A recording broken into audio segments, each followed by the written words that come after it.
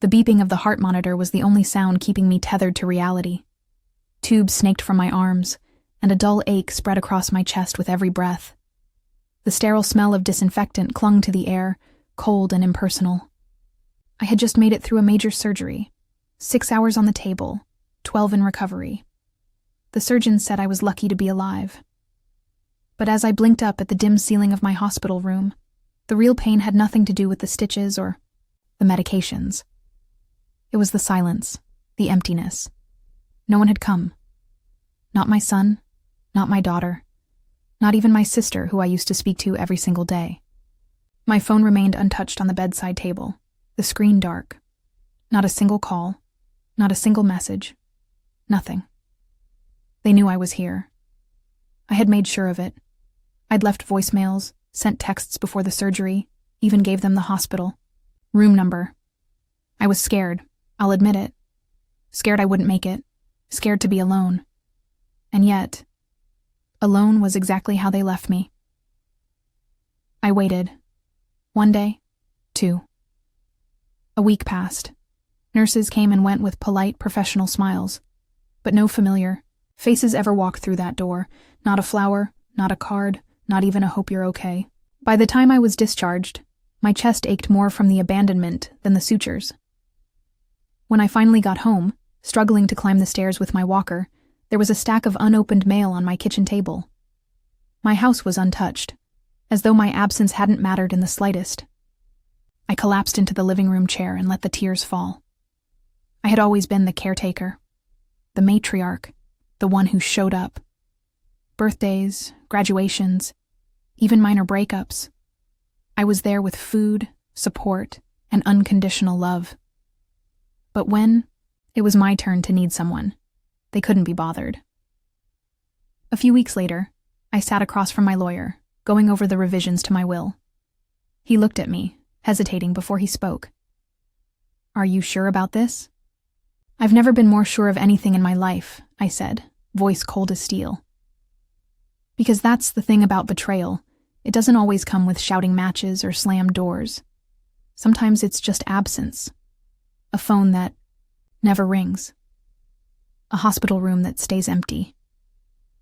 But the real punch in the gut. 2 months later, I watched all 3 of them, my son, my daughter, my sister, file into the law office dressed in black, faces pulled into expressions of faux grief. I wasn't even cold in the ground yet, and they were already licking their lips, waiting to hear what I'd left them. The same people who couldn't find a moment to visit me when I was hanging on by a thread suddenly had all the time in the world to sit through a will reading. But oh, I had planned for this. They thought they knew me. They thought I was still the same old pushover, soft-hearted, forgiving, always giving, never asking for anything in return. They were wrong. Dead wrong. I watched their faces change, smiles fading, expressions tightening as the lawyer began to read. Page after page, detail after detail, it unfolded exactly as I had intended. And that, dear reader, is where this story truly begins. You see, betrayal is a quiet kind of death. But revenge is loud. I didn't grow up with much. My parents were factory workers who taught me the value of hard work, sacrifice, and, most of all, family. So when I had my own children, I swore I'd give them everything I never had. And I did. I worked 2 jobs for most of their childhoods, packed lunches with little handwritten notes, showed up for every school play, every parent-teacher conference, even when I had to rush over in scrubs and sore feet. When my sister Marlene's husband left her and she had nowhere to go, I didn't hesitate. I opened up my home. She lived with us for 2 years, rent-free, until she got back on her feet. I lent her money, supported her business, and stood by her side through every breakdown.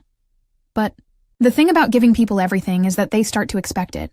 Worse, they start to feel entitled to it. My generosity became their baseline. And somewhere along the line, I stopped being a person to them and started being a resource. It started subtly, the way most betrayals do. Missed birthdays. Forgotten calls. My texts started getting one-word replies, or worse, silence. My son Jeremy used to call me every Sunday, like clockwork. After he got that big promotion and moved into the city, the calls slowed to once a month. Then once every few months. Then never. My daughter Elise fared no better. She only ever called when she needed something: babysitting, money for a down payment, help covering a surprise bill.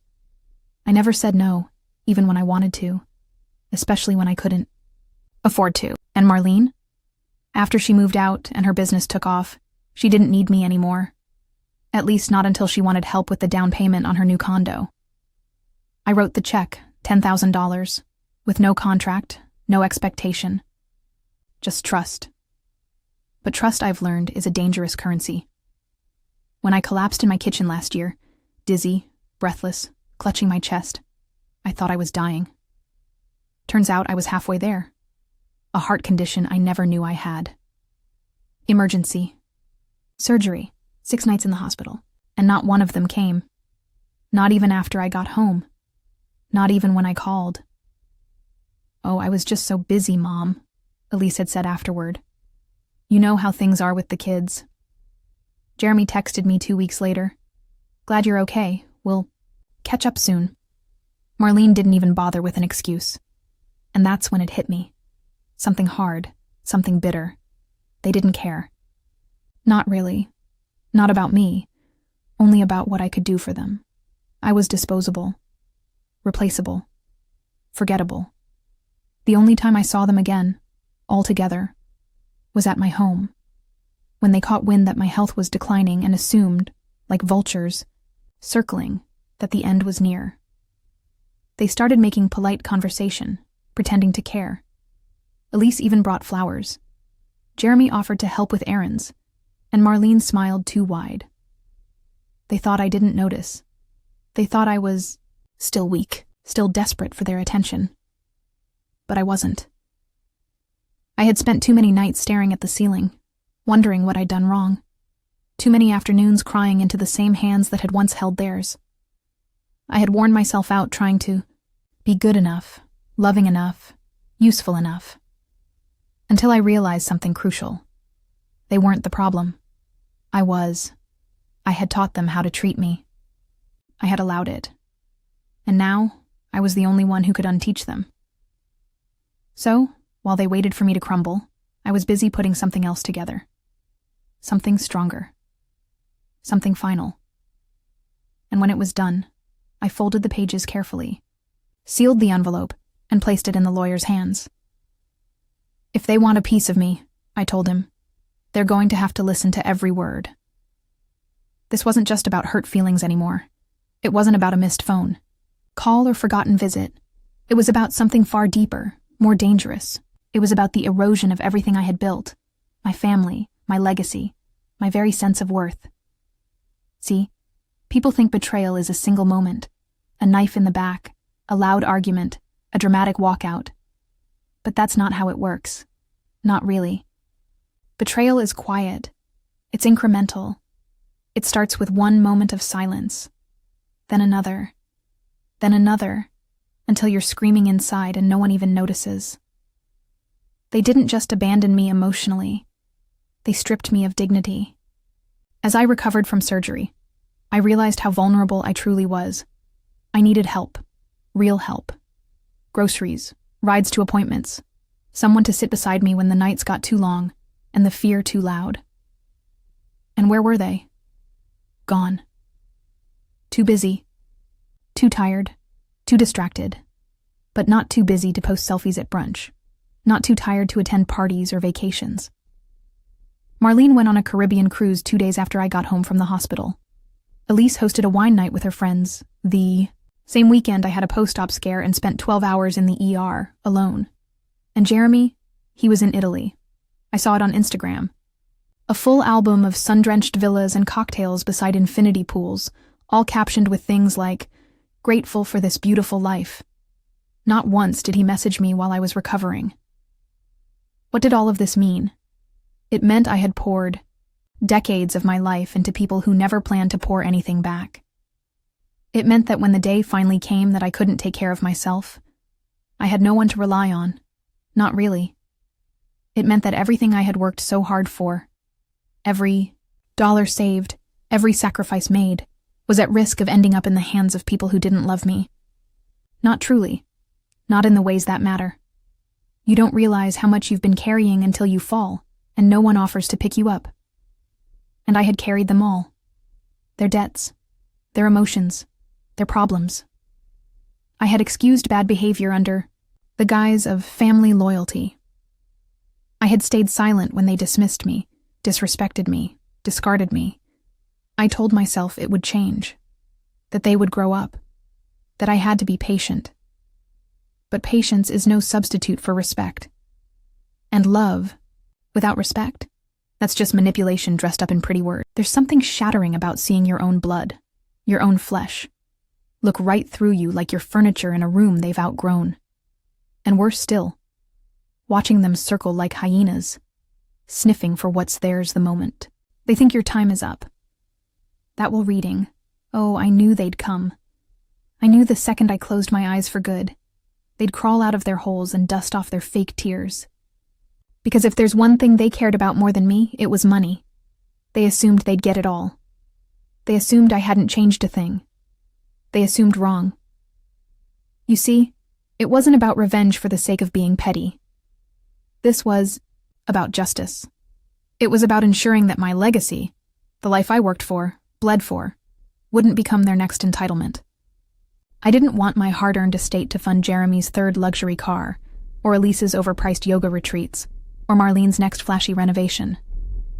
I wanted it to mean something. I wanted it to go to the people who were there. The nurse, who held my hand during the worst of the pain. The neighbor who brought groceries every week without being asked. The charity that gave free rides to medical appointments when no one else would. They deserved it. Not because of blood, because of loyalty, because of love, because they showed up. And that's what this story is really about. Not revenge for the sake of vengeance, but karma served cold, in silence, with receipts. They thought I'd die quietly. They thought they'd win by default. But they forgot one very important thing. I always finish what I start. I didn't get angry. Not in the way they expected. There were no screaming voicemails, no dramatic ultimatums. Just silence, just distance. While they carried on with their lives, blissfully unaware, I was making quiet moves in the background. It started with my will. I'd had one in place for years, basic, traditional, the kind you make when you assume your children will grow into decent adults. Everything split evenly, house, savings, investments. It was simple. Too simple. But now, it needed teeth. My lawyer, Mr. Ridley, had been handling my affairs for nearly a decade. A cautious man, always by the book, but even he raised his eyebrows when I showed him the new distribution. "You're sure about this?" he asked, tapping the edge of the legal pad. "Absolutely." We went over every detail. I removed Jeremy, Elise, and Marlene from the primary asset list. Instead, I left small, symbolic amounts. Amounts that would make a point, not a profit. Jeremy would get the old recliner in the basement, the one he always said was an eyesore I should throw away. Along with it, a $1 and a letter. Elise would receive my worn-out recipe box. She used to complain about how my cooking was too old-fashioned, so I figured it was poetic. Marlene would inherit a framed photo of us from when she first moved in with me, taken before things soured. A reminder, not a reward. But the real plan, the part that made me smile as I recovered in silence, was what I did with the rest. I set up a scholarship fund in my name at the local community college, dedicated to single mothers returning to school. I left a significant amount to the nurse, Angela, who sat with me during my darkest nights in the hospital and treated me like a human being, not just a chart. I donated a portion to Meals on Wheels, the very organization that showed up when my own family didn't. I wrote them a letter too, explaining why it mattered. And the house? That went to my neighbor Sam, a widower in his 60s, who shoveled my driveway after the snowstorm, brought soup when I couldn't get out of bed, and never asked for a thing in return. But I didn't stop there. Rewriting a will is one thing. But I wanted them to hear it. I wanted them to sit in that room, expecting a payout, wearing those practiced expressions of grief, and be served with truth instead. So, I recorded a message, Nothing flashy. Just me, sitting in my living room, calm and collected. "I know why you're here," I began, looking directly into the camera. "You weren't here when it mattered, but you're here now. You came for what you thought you were owed. Let me explain why you're leaving empty-handed." I went on to list the moments they failed, not out of bitterness, but out of clarity. I talked about the silence, the absence, the way they made me feel like a burden when I needed help the most. I ended the video with a smile. I hope this serves as a reminder that people remember how you treat them when they're at their lowest. That's when character shows. And if you're watching this, well, yours did. Mr. Ridley agreed to play the video during the official reading. And just to ensure there were no legal loopholes, I attached everything with an airtight no contest clause. If they challenged it in court, they'd forfeit even the symbolic scraps. I left nothing to chance. Because this wasn't about being vindictive. It was about taking control. About leaving behind something that actually mattered. Something honest. Something intentional. They had taken for granted the woman I used to be. The giver. The fixer. The quiet one. But the woman they overlooked in that hospital bed, she was gone. And the one who replaced her? She was ready. There's a quiet power in planning while others underestimate you. While they went on with their lives, making assumptions, I moved like a shadow, carefully, deliberately, and always a step ahead. I started by documenting everything. Not just legal paperwork, but personal receipts too. The unanswered texts. The ignored calls. The dates and times I reached out. I printed copies and kept a journal. Not out of pettiness, but clarity. Because memory fades, but paper doesn't lie. Then I requested my full hospital records. Every surgery note, every post-op follow-up, even the admission log from the emergency room. It sounds excessive, maybe, but I wanted a clear, undeniable picture of just how serious my condition had been. I wanted to remember, not just for them, but for me. Proof that I hadn't imagined the silence, that it really was as bad as I remembered. I reviewed my finances next, line by line. I traced every loan I'd ever given Marlene, every transfer I'd sent to Elise, every short-term deposit into Jeremy's business that somehow never came back. I wrote it all down, with dates, amounts, and descriptions. Decades of quiet, giving, laid bare in black and white. Once I had it all, I met with Mr. Ridley again. We drafted airtight clauses, no wiggle room, no he said, she said. If any of them tried to contest the will, they'd receive nothing. If they tried to challenge the trusts, the funds would be redirected to backup charities. I wasn't going to let them bully their way into anything. I also made sure the real beneficiaries knew what was coming. I invited Angela, the nurse, for coffee one afternoon. She cried when I told her. "No one's ever done something like this for me," she said. "You did something for me," I told her. "You showed up." Same with Sam, my neighbor. I handed him a sealed envelope with instructions for Mr. Ridley. He tried to refuse it. I didn't do any of that expecting. "I know," I said. "That's why you're getting it." I made a spreadsheet, a file folder, a backup folder. I wasn't taking any chances. And then, finally, I turned to my children and sister. Not directly, but digitally. I changed the locks to the house. I updated my power of attorney. I removed them from my emergency contact list at the hospital. I took control back, piece by piece. The final step was setting the date for the will reading. Mr. Ridley scheduled it for the week following my funeral. Invitations were sent. Formal, elegant, with their names printed in gold lettering. No one refused. They were curious, eager, maybe even smug. I imagine they told themselves it was guilt that brought them back, that they'd come to honor my memory. But deep down, I think they knew. I think some part of them felt the shift, like the air had changed and they were no longer in control. That's the thing about people who manipulate with silence. They never expect the quiet ones to strike back, but I wasn't looking for a fight. I was looking for closure. I wasn't going to yell or argue. I wasn't going to try to make them understand. Because they wouldn't. Not really.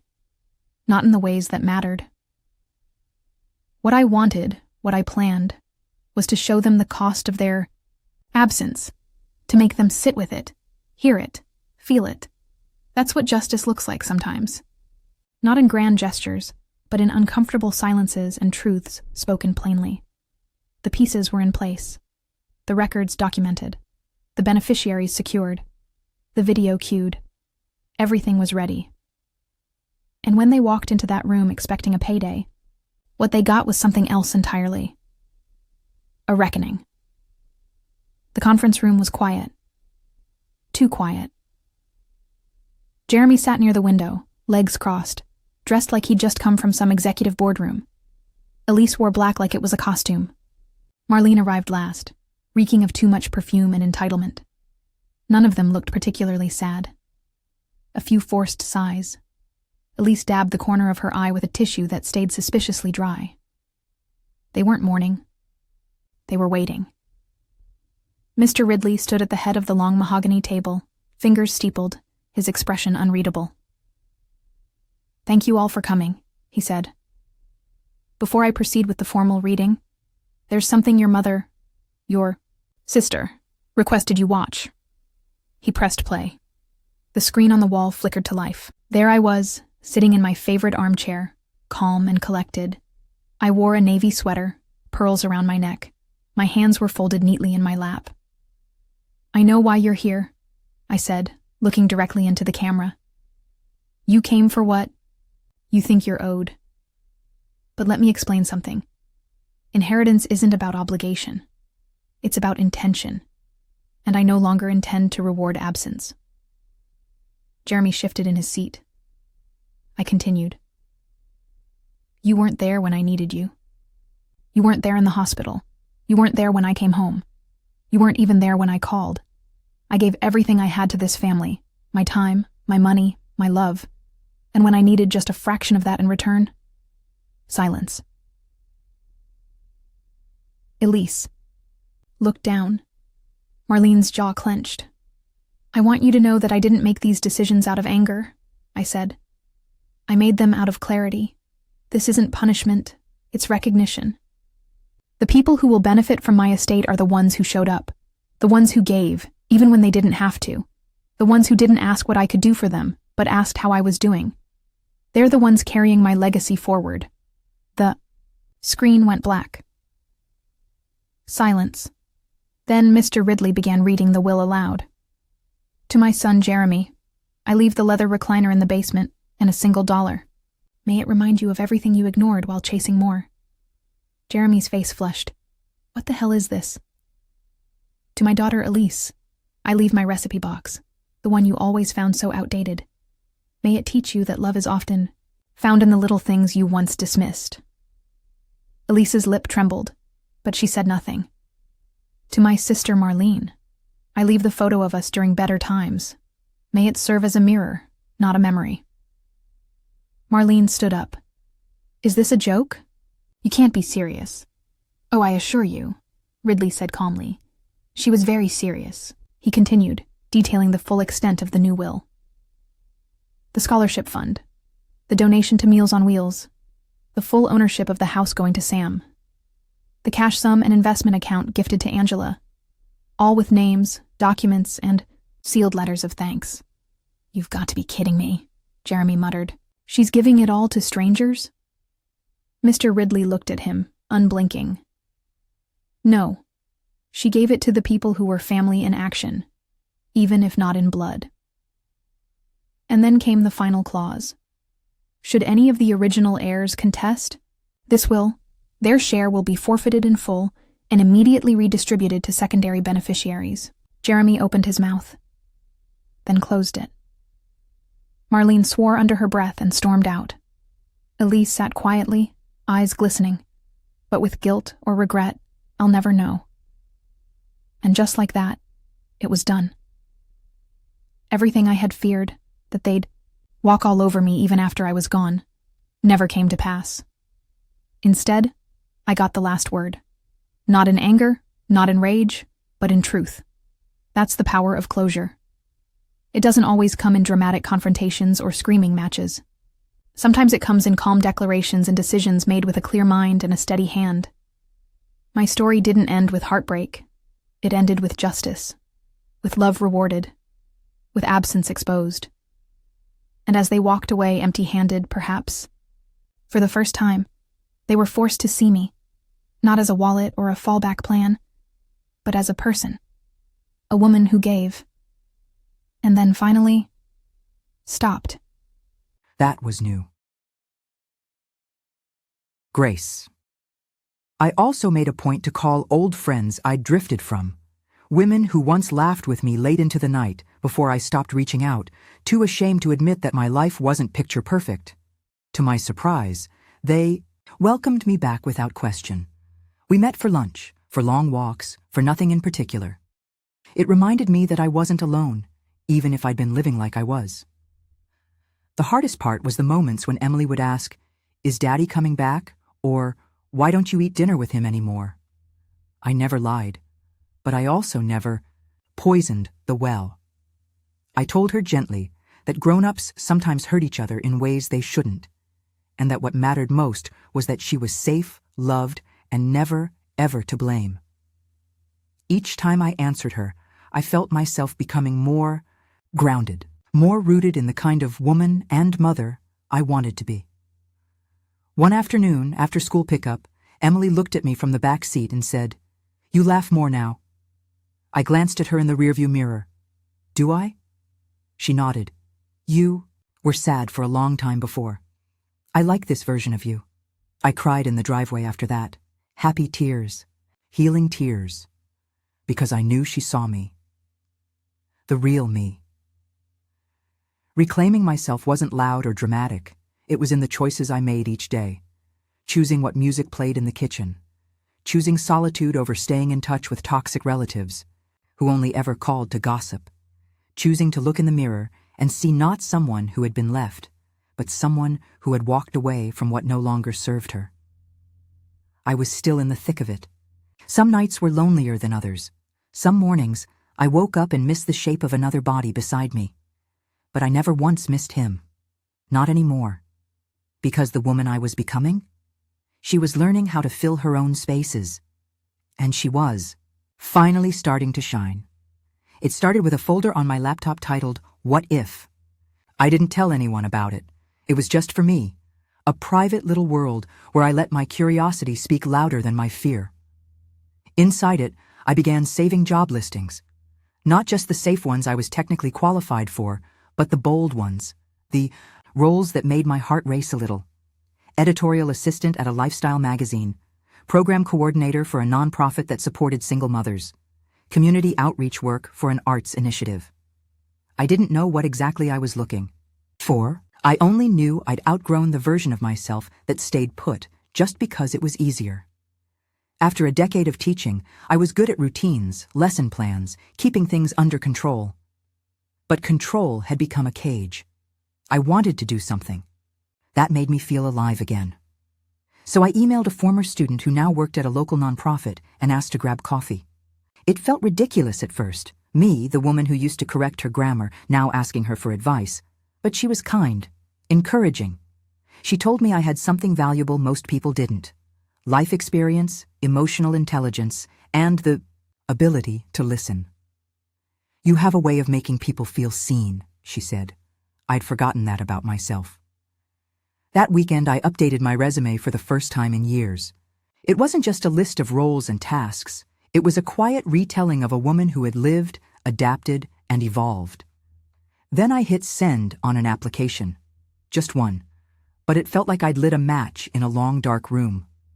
At the same time, I started carving out small rituals that were just for me. Sunday mornings at the farmer's market, a new recipe every Friday night, a walk before sunset without my phone, just the hush of evening and the sound of my own thoughts.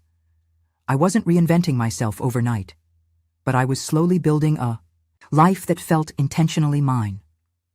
I also began journaling each night, not a recap of the day, but a check-in. Did I honor myself today? Did I speak with kindness to the woman in the mirror? What do I need tomorrow to feel more grounded? Some nights, The answers came easily. Other times, they didn't.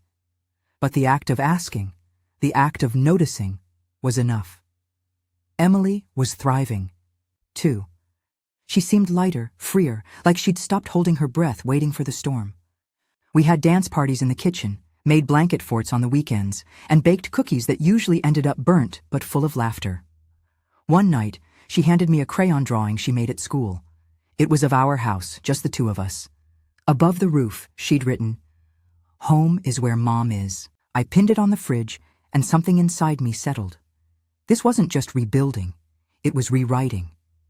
There were still hurdles, the lawyer meetings, the paperwork, the polite but cold drop-offs with Ben. But none of that took me under anymore. I had anchor points now, small joys, new dreams, and the unshakable truth that I had survived the hardest part. The woman who once stayed silent to keep the peace was now speaking up.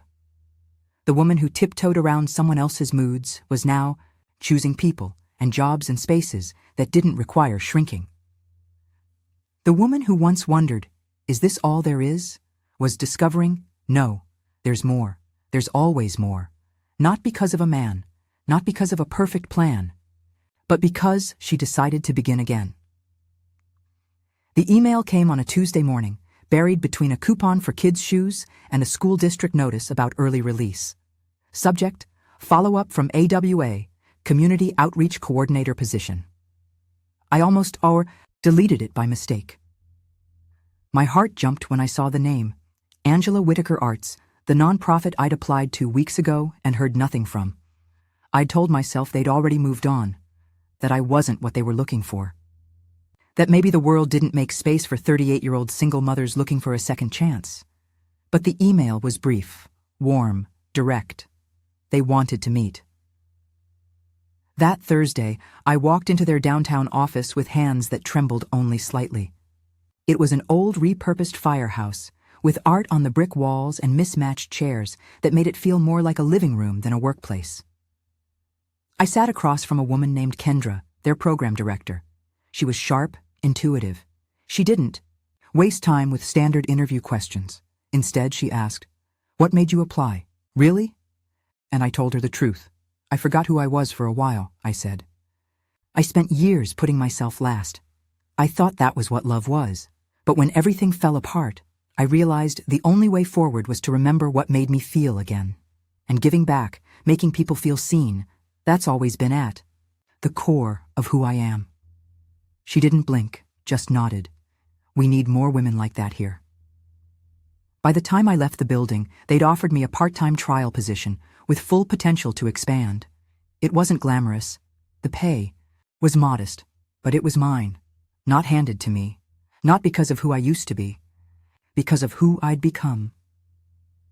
That night, I sat at the kitchen table with Emily eating spaghetti and coloring together while I told her. "Does this mean you're going to have a job where you help people?" she asked, eyes wide. "Yes, baby. I think so." She grinned.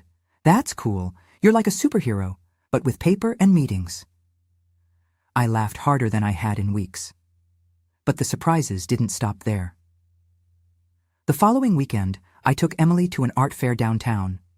We walked past tents filled with handmade pottery, live musicians, and watercolor prints. She begged to get her face painted. I said yes without hesitation. While she sat getting transformed into a glittery blue butterfly, a man at the next booth smiled at me. "You've got a great laugh," he said. I blinked. "Oh, thank you." He held out a card. "I run community workshops through the public library. Saw you checking out the booth. I teach weekend classes, creative journaling, storytelling stuff. If you're ever interested in co-hosting or just showing up, let me know." I took the card, not sure what to say. My stomach fluttered, not in the nervous way I used to feel with Ben, but in the way you feel when the world is opening. I didn't call him. Not yet, but I kept the card. Because maybe the next chapter didn't have to be about rebuilding what was lost. Maybe it was about discovering what was waiting. Over the next few weeks, I began settling into my new role, helping plan local events, connecting with under-resourced families, creating programs that brought art into overlooked spaces. I was still learning, fumbling, figuring it out. But I went to bed each night, feeling right, whole, like I was finally standing in a life that wasn't held together by fear or obligation, but by choice. And the more I leaned into it, the more doors seemed to open. Not big, dramatic ones, but smaller ones. Ones that whispered, "You're allowed to want more. You're allowed to have joy. You're allowed to start again." It started with the calendar. Ben still hadn't adjusted to the fact that my life no longer revolved around his schedule. He'd text at the last minute, asking if he could take Emily out for dinner, or push back pickup because something came up at work. For months, I'd accommodated, out of habit, out of guilt, out of some hollow sense of politeness. But one Tuesday evening, after he canceled yet another weekend plan with her, something in me snapped, not in anger, but in clarity. I sat down at my desk, pulled up a shared Google Calendar, and typed, "Parenting schedule, final." Color-coded. Structured. Firm. With a note at the top, "Any changes require 48-hour notice unless it's an emergency. Thank you." The next day, Ben texted, "What's this about? We've always been flexible." I replied, "That flexibility was costing Emily stability and costing me peace. This is how we move forward." He didn't like it. I could tell. He didn't reply for 2 hours, which used to unravel me. Now, I closed the thread and moved on with my day. That same week, I started saying no to other things too. A friend from the couple's dinner group asked if I'd like to meet for lunch. It was the kind of friend who'd always laugh too hard at Ben's jokes, who once told me, "You're lucky. Ben's just a guy, you know. All men slip up. Be grateful he's still around." I used to pretend not to hear the blade in her compliments. But this time, I wrote back, "Thanks for the invite, but I'm being intentional about surrounding myself with people who respect what I've been through. I need support, not judgment." She never responded, and I didn't miss her. It wasn't just others I had to draw lines with. It was myself. The part of me that apologized for everything. The voice that said, maybe I overreacted. The habit of assuming I needed to make everyone else comfortable before I could breathe. I started catching her mid-sentence. "I'm sorry, but..." "No." Rephrase. "Actually, I'd prefer not to." At work, I stopped shrinking in meetings. I'd suggest ideas without prefacing them with, "This might sound silly, but..." I watched the way people listened when I spoke like I believed I had something to say. Because I did. One night, Ben called, not to talk about Emily, but about himself. He was struggling, he said. The woman he'd been seeing had moved on. He was lonely. He missed the way I used to hold everything together. I listened. Quietly. Then I said, "Ben, I'm not your soft place to land anymore. You gave that up when you chose her over this family. I'll always be Emily's mother, but I am not your emotional caretaker." Silence. Then, "You don't have to be so cold, Sarah." "No," I said, calm as the ocean before dawn. "I'm just clear." It was the first time I truly understood the difference. Boundaries weren't about punishment or walls, they were choices, loving choices, for myself, for my daughter. For a future that didn't carry the weight of what I'd survived. I began teaching Emily about them too. When a classmate started calling her names at school, I didn't just say, "Ignore him." I said, "You have the right to speak up." To say, "That's not okay." To walk away. You get to decide what you'll allow in your life. She looked up at me, wide-eyed, and whispered, "Like you do with Daddy now?" I nodded. Exactly like that. She smiled. And it wasn't just pride I saw in her face.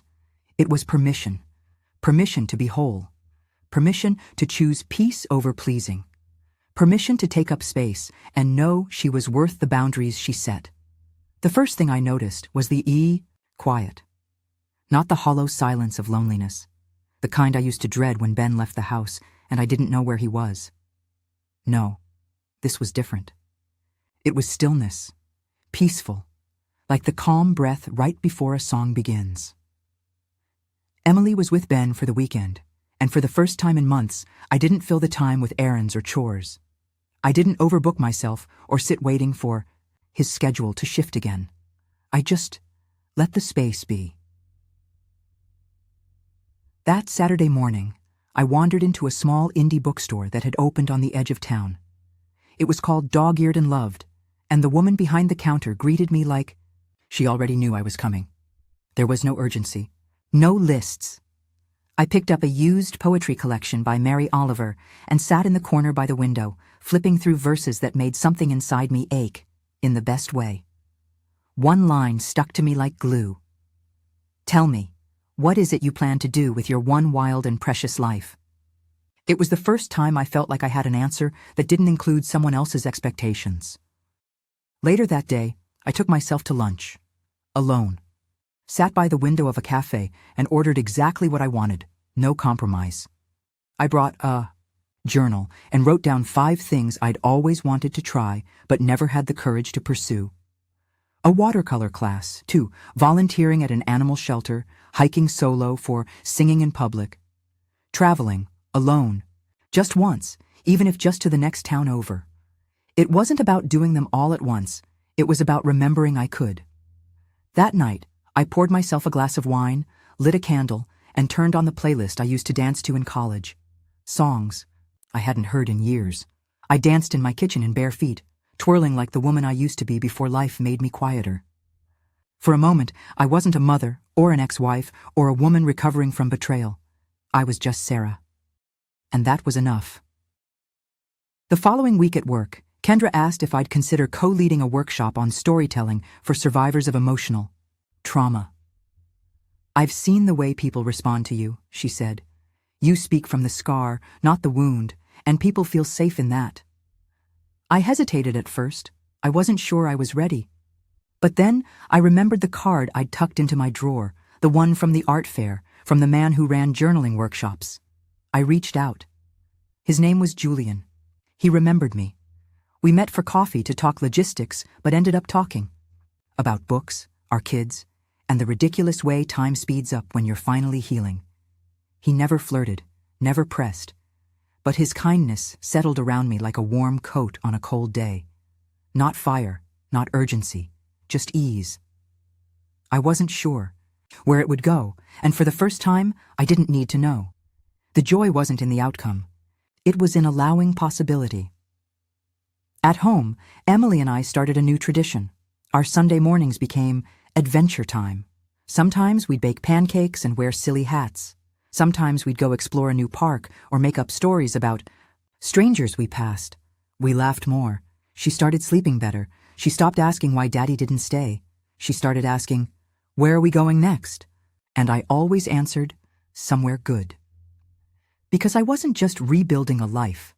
I was rediscovering joy, not the loud, performative kind, but the quiet, honest kind that seeps into your bones, that shows up in belly laughs and deep sleep and sunrises that make you pause mid-step. I wasn't healed all the way. Some days still stung, but I was living. And for the first time in a long time, I liked the woman I was becoming. I didn't intend to write the letter. It began as a journal entry, just a way to ground myself after a long day. Emily had gone to bed early, the house was quiet, and that familiar ache crept in. Not sadness. Exactly, but memory. A remembering of who I had been before everything unraveled. Without thinking, I wrote at the top of the page, Dear me, then paused. What would I even say to that woman? The one who once stood by the front window, arms folded tight across her chest, watching the clock tick long past the time he said he'd be back. The one who double-checked phone records and sniffed his shirt and fought to smile at family dinners, while dying inside. The one who apologized before speaking, who shrank herself to make space for someone who only took and never returned. What could I offer her now that she hadn't already bled trying to find? I took a breath, then wrote, Dear me, you won't believe how strong you are. Right now, I know you feel like you're breaking, like the life you built was made of glass and someone dropped it without warning. You're trying to gather the pieces, cutting your fingers as you go. Trying to hold it together for your daughter, for the neighbors, for everyone but yourself. Stop. It's okay to fall apart. I promise you won't stay broken. This pain, it will pass. It will transform you, but it will not define you. The you are things you think you'll never survive? You will. You'll confront him. You'll say the words you thought you never could. And you'll walk away with your spine straighter than ever before. You'll cry, yes, but those tears won't be weakness. They'll be cleansing. You'll learn to let go of guilt that never belonged to you. You'll stop asking what you did wrong and start asking what you need. You'll rediscover laughter, in small moments at first. Pancakes with Emily, a book that feels like an old friend, a sunset that makes you stop mid-step. And later, in bigger ways, music, movement, adventure, you'll dance again. You'll meet people who see you, not the version of you that bends and breaks for others, but the real you. You'll realize you don't need anyone else's permission to be whole. And you'll forgive yourself. That's the hardest part. But you will. You'll look back at your reflection one day and say, she didn't fail. She survived. She loved deeply. And when it was time, she let go. I want you to know, nothing was wasted. Not the years, not the tears, not the nights you prayed for change. They all brought you here. To a place where your peace is no longer up for negotiation. You'll learn that boundaries aren't walls. They're doors you choose to open or close. You'll teach your daughter that her worth isn't measured by how much of herself she gives away. And love, it will look different now. Not fireworks or frantic apologies, but calm, steady. Someone who sees the scars and stays anyway, or maybe no one at all for a while. And that will be enough, because you will be enough. So if you're reading this on one of the hard nights, let this be your anchor. You make it. You heal. You rise. And somewhere, not far from now, a version of you is laughing in the kitchen, barefoot and free, whispering, "Thank you," to the woman who didn't give up. Keep going. You are so much more than what he left behind. With love and awe, Sarah. When I finished, I sat back in my chair, tears slipping down my cheeks, but not from sadness, from release. I folded the letter and tucked it into my nightstand, not because I needed to read it again, but because someday Emily might, and I wanted her to know exactly who her mother had become. The envelope was simple, cream-colored with a gold wax seal. It had been tucked into my mailbox between a credit card offer and a dental appointment reminder, and I almost missed it. Inside was a single card with elegant calligraphy. You are cordially invited to speak at the Women's Renewal Circle, a gathering of stories, strength, and second chances. Below it, the name of the bookstore, dog-eared and loved, and a date just 3 weeks away. At first, I laughed aloud. There had to be a mistake. I wasn't a speaker. I wasn't a life coach. I wasn't anyone extraordinary. I was a woman who had been cheated on, broken down, and clawed her way back with more dignity than direction. But then, I saw the note at the bottom. Sarah, we'd be honored if you'd share your story. You've inspired more people than you know. Jules. Julian, the journaling workshop guy. We'd shared coffee and stories and quiet glances, and in the weeks since, we'd started texting regularly. There had been no labels, no declarations, just an easy, honest rhythm between us that felt safe. I stared at the invitation for a long time. Part of me wanted to say no, hide, keep the new Sarah quietly growing in the shadows. But another part, the louder, bolder part, felt something stir. I had spent years biting my tongue, swallowing truths, dimming myself to keep the peace. Maybe it was time I stopped. The night of the event, I almost backed out. I stood in front of the mirror in a navy blue dress. Simple, soft, chosen because it made me feel beautiful, not because anyone else had approved of it. My hands shook as I pinned back my hair. My throat tightened when I thought about the women who'd be there. Strangers, survivors, maybe even versions of my younger self. What if I stumble? What if I cry? What if my voice cracks and they see the part of me that's still healing? But then I remembered. That was the point. This wasn't about performance. It was about truth. The bookstore was packed. Folding chairs lined every corner, fairy lights strung along shelves of worn novels. The scent of chamomile tea and old paper filled the air. I spotted Kendra in the front row. Julian stood near the back, his eyes warm, giving nothing but encouragement. Stepped onto the small wooden platform and took a breath. And I told my story, not the polished version, the real one. I spoke of the day Ben went out for a jog and didn't come back until after dark, of how I knew, of the confrontation, the disbelief, the unraveling. I shared the nights I couldn't sleep, the days I wore smiles like armor, the way I stopped recognizing myself in mirrors. I spoke of Emily, of her questions, her resilience, her Sunday adventures with a mother learning to laugh again. And then I shared what came next. The bookstore, the journal, the letter, the quiet rediscovery of joy. I told them how healing didn't happen all at once, that some days still caught me off guard, but that didn't mean I was weak. It meant I was human. When I finished, the room was still. And then someone clapped. Then another. And another.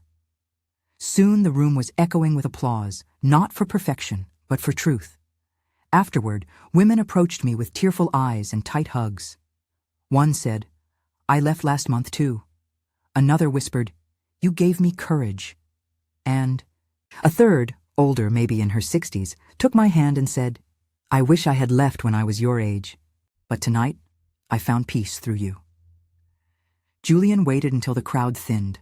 When he finally stepped forward, he didn't say anything at first. He just smiled and handed me a mug, tea, warm and familiar. "You were extraordinary," he said. I shook my head. I was terrified. That's how I know it mattered. We stood there a while, not speaking, just being.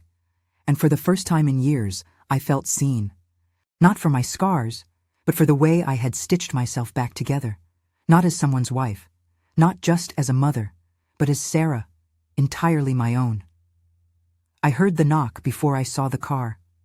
A slow, hesitant rhythm, like someone unsure whether they should even be there. I opened the front door, and there he was. Ben. His face was thinner. There were more lines around his eyes, but his stance was still the same. Hands shoved in his coat pockets, chin tucked slightly like he was bracing for impact. I didn't say anything at first, just stared. He cleared his throat. "Hey." I raised an eyebrow. "Did you jog here?" He gave a quick, humorless laugh. Guess I deserved that. Silence stretched between us. A gust of wind swept down the porch, making the chimes rattle behind me. I stood my ground. Finally, he spoke again. "I've been meaning to reach out. I just didn't know how." I crossed my arms. "And you thought unannounced was the way to go?" His mouth opened, then closed. He nodded slowly, taking it. "I'm not here to make excuses," he said. I wanted to say I'm sorry. For all of it. For lying. For betraying you. For not being the man you thought I was." I didn't feel the wave of anger I used to expect when imagining this moment. I didn't feel the impulse to scream, cry, or demand answers. What I felt was distance. A gulf of space between the woman I had been when he walked out and the woman I was now. "You were a coward," I said calmly. "You didn't just betray me, Ben. You stole time. You watched me unravel and never reached for me. Not once." He looked down, the weight of my words seeming to settle in his shoulders. "I know," he said, "and I regret it, every day. I thought about writing 100 times, but what do you even say to someone after what I did?" "Nothing," I replied, "because this isn't for you to fix anymore." He looked up, startled. "I'm not asking to fix anything. I just wanted to acknowledge the damage. You didn't deserve what happened." I studied him. For a brief moment, I could still see the man I had once loved, the way he used to laugh with Emily, how he danced with me barefoot in the kitchen, how we whispered future plans under warm covers. But that man was a memory, and the man in front, of me. He was a ghost of choices he made. "I've moved on, Ben," I said, not cruelly but clearly, not to someone else necessarily, but to myself. "I spent so long blaming myself for your choices, but I don't carry that anymore." He nodded, eyes glinting. "I'm glad," he said. "You look like yourself again, stronger." I didn't reply. I didn't need to. After a pause, he reached into his coat pocket and pulled out a folded piece of paper. It's just a letter for Emily. I wasn't sure if I should give it to her directly. I took it without comment. Then he turned to leave. He paused at the top of the steps. I know it's too late to say this, but thank you for everything you gave. For who you were, I see it now. I watched him walk down the path and back to his car, a part of me feeling like I was watching the final scene in a film that no longer needed a sequel. When the car disappeared down the street, I stepped back inside and closed the door. No. Tears came. Instead, I walked into the kitchen, made myself a cup of tea, and sat at the table where I'd written that letter to myself not long ago. He came back, I wrote in my journal. But not for me, not really, and not because he's changed. He came back because I finally did. I glanced toward Emily's room. The letter from Ben sat on the table. I'd let her decide when or if she wanted to read it. That was the gift I could offer her now, the freedom to choose. Something I never had back then. Something I had now. Fully. Finally. Here is the final installment. The morning sunlight streamed in through the kitchen windows, casting golden pools across the hardwood floor. Emily was still asleep upstairs, the house quiet in a way that didn't ache anymore. It felt like peace now. I sat at the table, journal open, a cup of tea cooling beside me, and smiled at the word I had just written at the top of the page. Reclamation. Not healing, not moving on, not even forgiveness. Reclamation. This wasn't about Ben anymore, or what he did, or didn't do. This was about taking my life back, brick by brick, breath by breath. It had been months since that night at the bookstore, since I stood in front of strangers and cracked open the pieces of myself I had once hidden. Since then, something had shifted, not just in how others saw me, but in how I saw myself. I wasn't just surviving anymore. I was choosing, curating, creating. I'd started leading a weekly journaling circle at the local library, just 10 women around a table, notebooks in hand, stories untangling on the page. I didn't have to be a therapist or an expert. I just had to show up, honestly.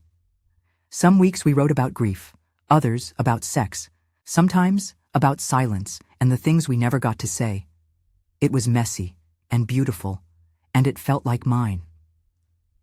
Julian and I still met up for coffee, and sometimes walks, and sometimes more.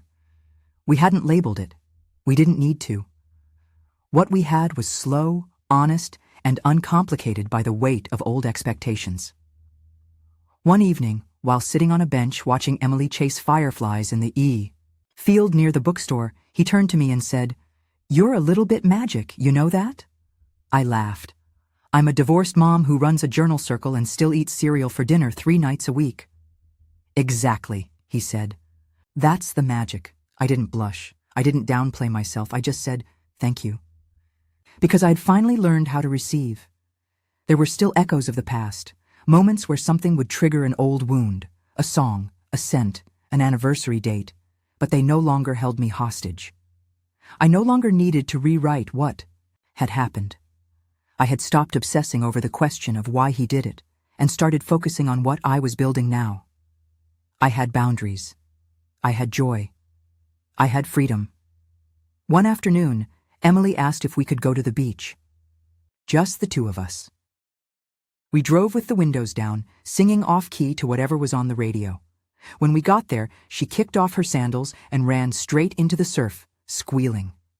I followed slower, feet sinking into warm sand.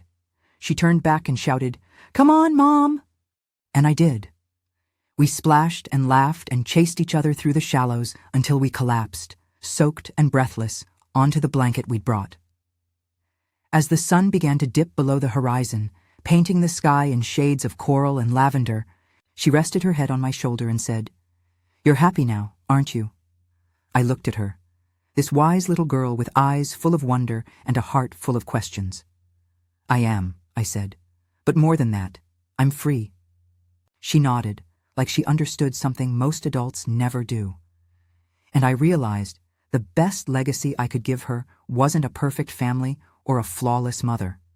It was this: a woman who had learned to rebuild, to rise, to choose herself without apology. Later that night, after Emily had fallen asleep, I wrote my last journal entry in the leather-bound notebook I had bought the day Ben left for that quick jog. Dear me, you didn't break. You bent, you bled, you fell, but you didn't break. You became. And becoming was always the point. I closed the journal, placed it on my shelf, and reached for a new one. A blank slate. Because the rest of the story was mine to write. And this time, I wouldn't hold the pen like it could be taken away. I would press it to the page with intention, with fire, with love, with truth.